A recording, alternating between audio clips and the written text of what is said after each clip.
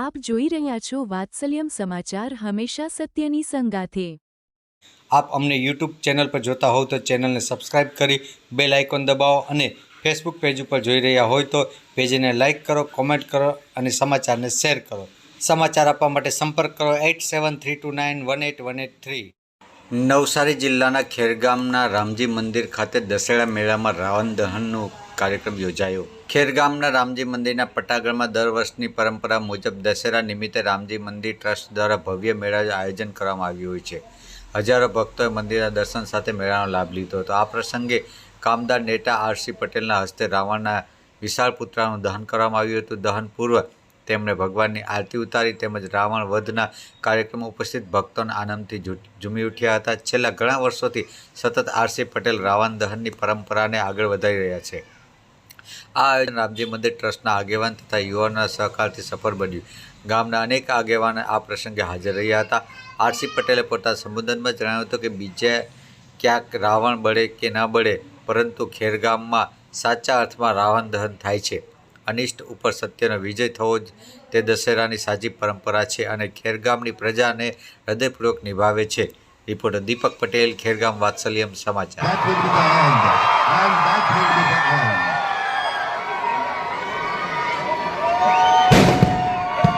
That is the end.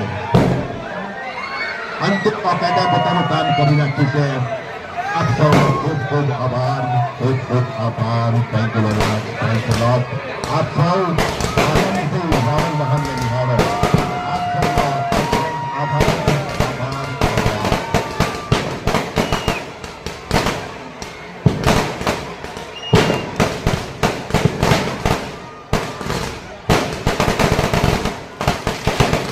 દર વર્ષની જેમ ખેરગામ રામજી મંદિર ખાતે રાવણ દહનનું આયોજન કરવામાં આવી રહ્યું છે, ત્યારે આજે અમારા હસ્તે રાવણ દહન કરવામાં શું કહેશો?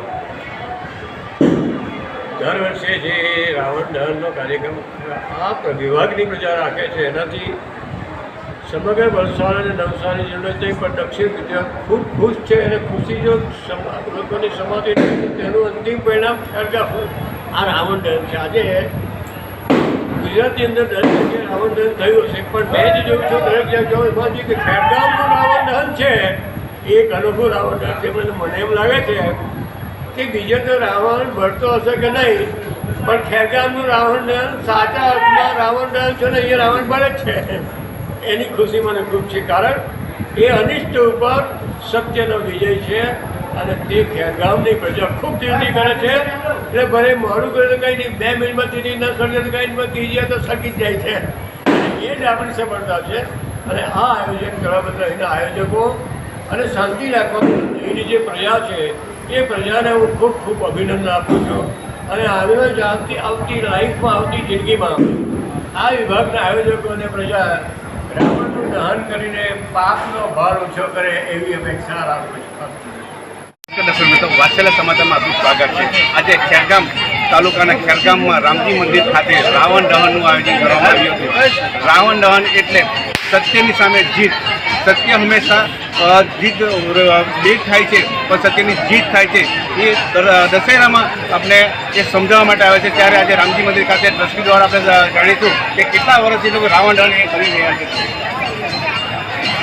આ રાવણ દહનનો કાર્યક્રમ વર્ષોથી અમે અમલમાં મૂકીએ છીએ અને એમાં શ્રી રામજી મંદિર ટ્રસ્ટ તેમજ આ વખતે નવરાત્રિનો મહોત્સવ જે થયો તેમાં જાયન્ટ્સ ગ્રુપ ઓફ ખેરગામ વતી પણ અમને ખૂબ સાથ સહકાર મળ્યો છે અને તેના અનુસંધાનમાં 9 દિવસના નોરતાનો કાર્યક્રમ ખૂબ જ ઉમળકાભેર ઉત્સાહભેર લોકોએ ઉજવ્યો અને આજે દશેરાનો દિવસ પણ અમે ધારેલું નહીં તેના કરતાં પણ સંપૂર્ણ સફળતાપૂર્વક એ પાર પડ્યો છે। એમાં 2 વાર વરસાદનું વિઘ્ન નડ્યું, તેમ છતાં પણ લોકોએ સાથ સહકાર આપીને ગ્રાહકોએ પણ સુખ શાંતિ સલામતી અને આનંદપૂર્વક ધીરજપૂર્વક આ તમામ કાર્યક્રમ નિહાળ્યો। એમાં ખાસ કરીને કહું તો મંદિરના મુખ્ય બ્રાહ્મણ કહી શકાય એવા કશ્યપભાઈ, પ્રમુખ શ્રી સંજયભાઈ, ટ્રસ્ટી શ્રી અનિલભાઈ કાપડિયા તેમજ સામાજિક કાર્યકર્તા રાજેશભાઈ, તેમજ મંત્રી શ્રી પ્રકાશભાઈ આ તમામના સાથ સહકારથી અમે ન ધારેલો તેના કરતાં પણ વધારે સફળતાપૂર્વક આજનો અમારો કાર્યક્રમ સફળ થયો છે. ફરી એકવાર પોલીસ પ્રોટેક્શન માટે પોલીસનો તદુપરાંત અન્ય તમામ લોકોનો પણ હું આભાર માનું છું કે અમારા કાર્યક્રમને દીપાવવા માટે, શોભાસ્પદ બનાવવા માટે સંપૂર્ણ સહકાર અને સાથ લોકો તરફથી મળ્યો છે.